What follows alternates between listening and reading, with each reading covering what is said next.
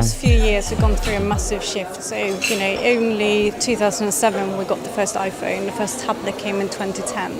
So things have changed enormously since then. And before that we designed for desktop, and that was the only thing we thought about, different browsers.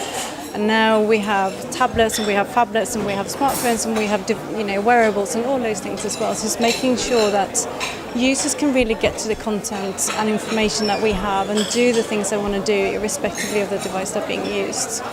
So it's making sure you can transition between different kind of platforms and making sure that a user can benefit from all of these different devices as well in their everyday life.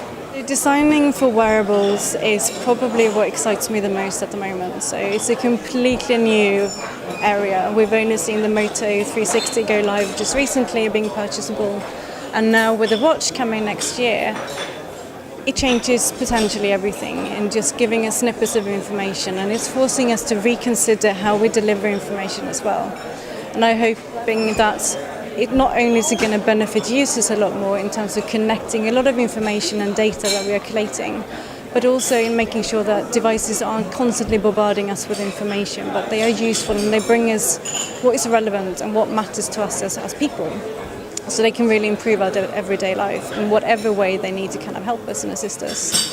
So when you work with clients on these kind of projects, you can come across clients who completely understand everything, and then clients who don't know very much at all. So it's really about involving them in the process as early on as possible. It's about showing them, this is what things looked like before, and then showing them how their current site, for example, is going to look like on a smaller device, so they can see why it actually matters, and looking at what matters for them as a business. So even things now moving away from doing bespoke mobile sites is showing them the numbers and say, if you continue doing bespoke mobile sites, you need to maintain multiple code bases, multiple pieces of content. That is going to result in someone making cuts and users not finding what they want, potentially going to your competitor.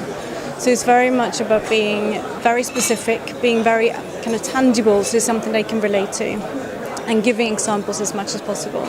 There's a lot of absolutely gorgeous and beautiful designs that's being done at the moment, and quite often, and I'm guilty of it myself sometimes, you get excited by something that would just be amazing in terms of how it looks or how it kind of behaves.